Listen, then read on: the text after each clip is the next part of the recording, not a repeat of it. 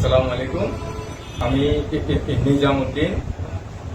আমার শ্বশুর পশ্চিম সাগরানিয়া ঘোনামিয়া।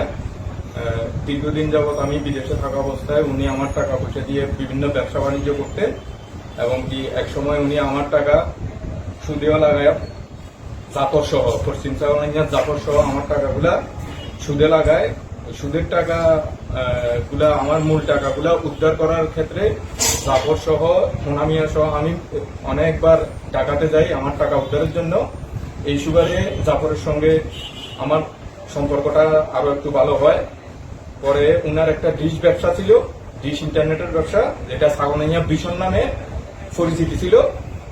ওইটার প্রথম মালিক ছিলেন পাঠাননগরের জাহাঙ্গীর, যিনি আপনারা ছবি দেখতে পারতেছেন, আর দ্বিতীয় মালিক ছিল জাফর আহমদ। এবং কি তাদের কাছে কোনো দক্ষ কারিগর না থাকায় তারা একসময় আমাকে প্রস্তাব দেয় যে আমাদের কাছে কোনো দক্ষ কারিগর নাই, ডিশ ইন্টারনেট বিজনেস করতে হলে দক্ষ কারিগরের প্রয়োজন হয়। তো আমি এইসব কাজগুলো আগে থেকেই জানতাম, দক্ষ ছিলাম, ওই জন্য আমাকে 3 ভাগের 1 ভাগে শেয়ার ওরা ডাকে। মূল ব্যবসার টাকা ধরা হয় 16,50,000। ওই ক্ষেত্রে আমার ভাগে 5.5 লাখের মতো পড়ে। আমি টাকাগুলা তাদেরকে দেই এবং কি তারা সহ ঢাকাতে গিয়ে অনেক সময় ইন্টারনেটের যন্ত্রপাতি মেশিনারি কিনে আনি এবং কি আমরা 2 মাস পর্যন্ত ব্যবসাটা পরিচালনা করি। ব্যবসাটা পরিচালনা করার ক্ষেত্রে আমি তাদের কাছে হিসাব চাই যে মাস শেষে আমরা কত পেলাম ব্যবসা। ওরা আমার কাছ থেকে সবগুলো হিসাব গোপন করে লুকায়িত করে আমাকে কোনো হিসাব দেয় না। আমি পরবর্তীতে খাতা দেখলাম, তারা প্রত্যেক মাসে জনপ্রতি 50,000 টাকা করে নিচ্ছে। এই সুবাদে আমি তাদেরকে হিসাব দিতে বললাম, তারা আমার সঙ্গে গালাগালি করে গালমন্দ করে আমাকে হিসাব না দিয়ে ওইখান থেকে চলে যায়। এরপরে আমি থানায় একটা মামলা করি।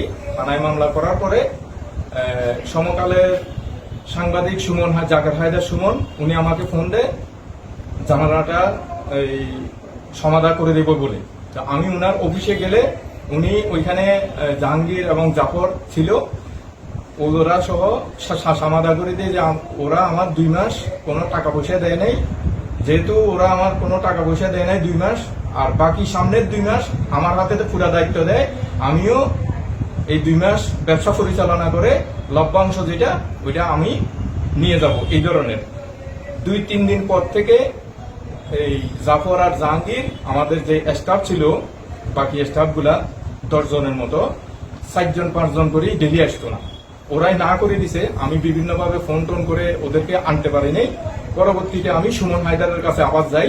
সুমন হায়দারের কাছে যাওয়ার আগে আমার কাছে একজন গোপন সূত্রে বলে যে জাহাঙ্গীর, জাফর, সুমন হায়দার বসে এই ধরনের একটা আলাপ করতেছে যে আমার যে ভাগটা আছে, আমার 3 ভাগের 1 ভাগ যেটা আছে ওইটা নাকি সুমন হায়দার এর কাছে এরা হস্তান্তর করবে আমার থেকে জোরপূর্বক। তো এরপরে আমি ওই লোকটার কথা বিশ্বাস না করে আমি সুমন হায়দারের কাছে যাই যে আমার অভিযোগ ছিল ওইটা যে 3-4 জন ছেলে আসতেছে না 2-3 দিন পরে। এটা নিয়ে যাওয়ার পরে সুমন হায়দার আমাকে অন্য কোনো কথা না জিজ্ঞেস করে প্রথমে আমাদের যে ডিড ডকুমেন্ট স্ট্যাম্পটা হয়েছিল অরিজিনালটা ওইটা খোঁজে। ওইটা আমি ওনাকে দিতে বাধ্য নয়, এই ধরনের কিছু আমি বলছি, যার কারণ উনি তো আর এটা মালিক না, এটার মালিক আমরা 3 জন। তো ওইটা আমার কাছে ছিল, উনি আমাকে ওইটা না দেয়াতে উনি ওনার অফিসে ওইখানে আমাকে অনেক গালিগালাজ করছে এবং কি আমাকে হুমকিও দিছে যে তুই এই ব্যবসা কিভাবে করিস আমি দেখে নিব, তোরে আমার এলাকা ছাড়া করবো, তুই কিভাবে আমার এলাকায় থাকিস ওইটাও দেখে নিব। এরপরে 2-3 দিন পরে আমি কোর্টে মামলা করি। কোর্টে মামলা করার পরে সুমন হায়দার আমার শ্বশুর, যিনি ওই জাফরের সুদের ব্যবসার পার্টনার ছিলেন, আমার ওয়াইফকে দিয়ে আমার শ্বশুরকে দিয়ে আমার বিরুদ্ধে যৌতুকের মামলা করায় ফেনী কোর্টে। এরপরে আমি আরেকটা জায়গা কিনি, আমার জ্যাঠা শ্বশুর থেকে হেবা দলিলের মাধ্যমে আসে, ওইটাও দলিল বাতিলের জন্য আমার ওয়াইফকে দিয়ে মামলা করায়।